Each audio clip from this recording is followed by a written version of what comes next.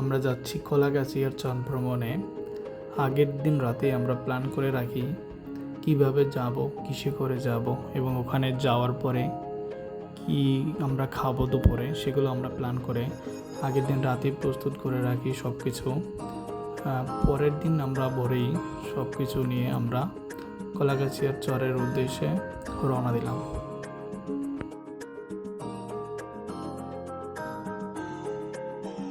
কলাগাছিয়ার চর পৌঁছানোর পরে প্রথমে আমরা আমাদের যে প্রয়োজনীয় যে কাপড় চোপড় বা ব্যাগ আছে এবং রান্নার যে উপকরণ আছে সেগুলো নিয়ে আমরা নেমে পড়ি একটা নির্দিষ্ট স্থানে যাওয়ার জন্য।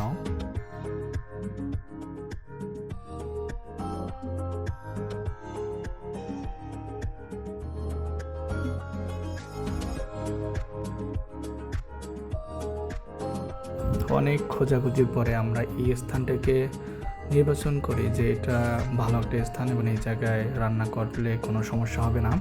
তো আমরা আমাদের সেই অনুযায়ী আমরা এখানে রান্নার জন্য আয়োজন শুরু করে দিই।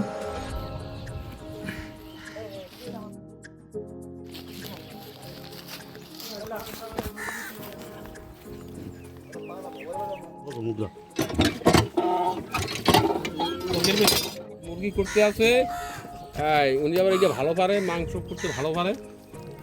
তবে একটা গুরুত্বপূর্ণ তথ্য হলো, যদি আপনি আপনার ফ্যামিলি নিয়ে আসতে চান এবং এই জায়গায় গোসল করার পরে যদি আপনি মনে করেন যে চেঞ্জ করবেন, সেই চেঞ্জ করারও এই জায়গায় সুব্যবস্থা আছে, সেটা নিয়ে চিন্তার কোনো কারণ নাই, এই জায়গায় করতে পারবেন সেটাও।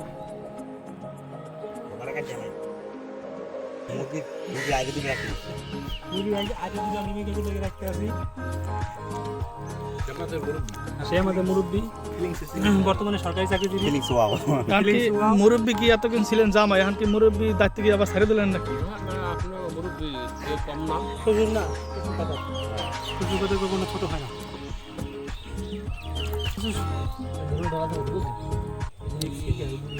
এই জন্য তো কাজটা ভিডিও করতে আছে, ঠিক আছে? সদ্য বুড়ি বান্ধবী সরকারি চাকরিজীবী, কিন্তু ছেলেটা ভালো করে দেখে রাখেন, সরকারি চাকরিজীবী কিন্তু।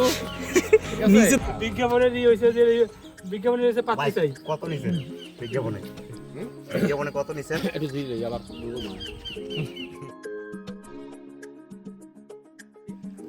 আর হলো কাঁকড়া আনছি 5 কেজি। ঠিক আছে,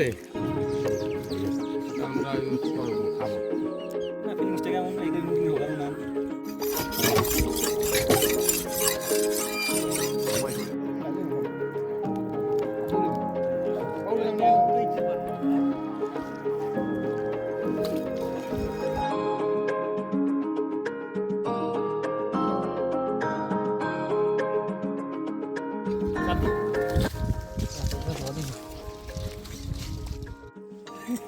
খাবেন পরে বলেন আপনার অনুভূতিটা কিরকম জঙ্গলে আসার পরে? ফ্যান্টাস্টিং, বেশি ফ্যান্টাস্টিং হলে পান খাইতে আছে, একটা সমস্যা নাই। তারপর খুব ভালোই লাগতেছে পান খানি।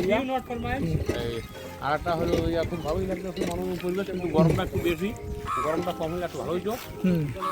আর আমার আছে ভাই বোরাদা, সবাই খুব ভালো মনের মানুষ, সবাই কাজ করতে আছে, খালি আমি আপনার কাজ করি না, কারণ সবাই মুরগি জমি। এদিকে রান্নার জন্য যে প্রয়োজনীয় প্রস্তুতি সেটা চলতে থাকুক। চলেন আমরা একটু ঘুরে আসি সাগরের পাড় থেকে। কলাগাছিয়ার চর সম্পর্কে একটু কিছু ধারণা দেওয়া যাক। এটি মূলত পটুয়াখালী জেলার রাঙ্গাবালী উপজেলার আওতাধীন একটি চরমন্তাস ইউনিয়নের একটি পর্যটন কেন্দ্র।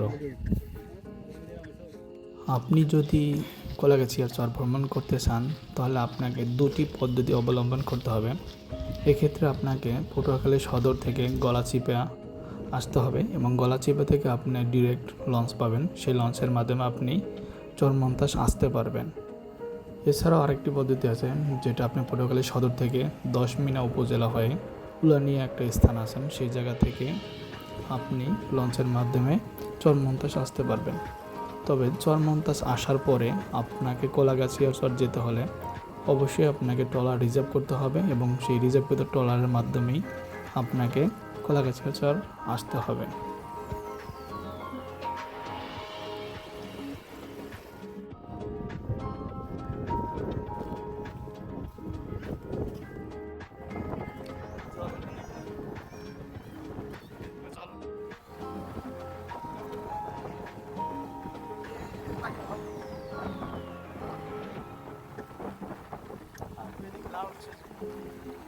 ঘুরতে ঘুরতে এদিকে রান্নার সকল কার্যক্রম শেষ হয়ে যায় এবং আমরা খাবারের জন্য বসে পড়ি সবাই একসাথে।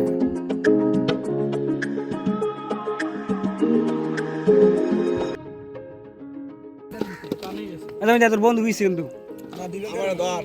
আপনার ভাই ও সরি। ঈদ মোবারক, সুন্দর হয়েছে, বউ বেড়ি নাই, এই জঙ্গলে ঈদ করতে আছি। যাক কিন্তু ঠিক হয় না ভাই। দিবাঙ্কর দা দিবাঙ্কর দা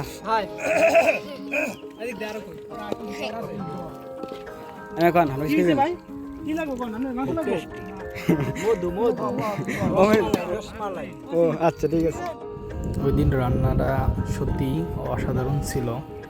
তবে রান্না করেছিলেন আমাদের ভাগ্না নিঠুর, যার কথা বললেই নাই। খাবারটা খুবই চমৎকার ছিল।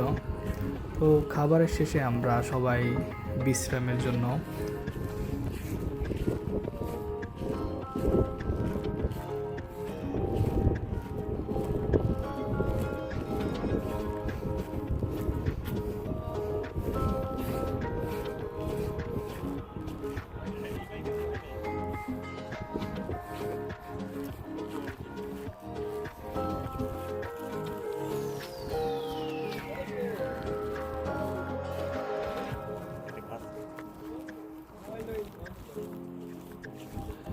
দিনটি আমাদের খুবই আনন্দে কেটেছিল। সেটা তো আপনারা দেখেই বুঝতে পারতেছেন যে কতটা আনন্দ ছিলাম আমরা ওখানে। আমরা 15 থেকে 20 জন গিয়েছিলাম, সবাই একসাথে ছবি তোলা, সবাই একসাথে গোসল করা, একসাথে সবাই মিলে ওই বনটাকে পরিদর্শন করা। এটা খুবই আনন্দের ছিল, এটা না গেলে বোঝানো সম্ভব না। আমরা বল নিয়ে গেছিলাম, খাবার খেয়ে রেস্টের পরেই আমরা সবাই একসাথে ফুটবল খেলি, সন্ধ্যা পর্যন্ত খেলি। খেলার পরে আমরা সবাই আবার সেই চরমন্তাসের উদ্দেশ্যে রওনা দিলাম।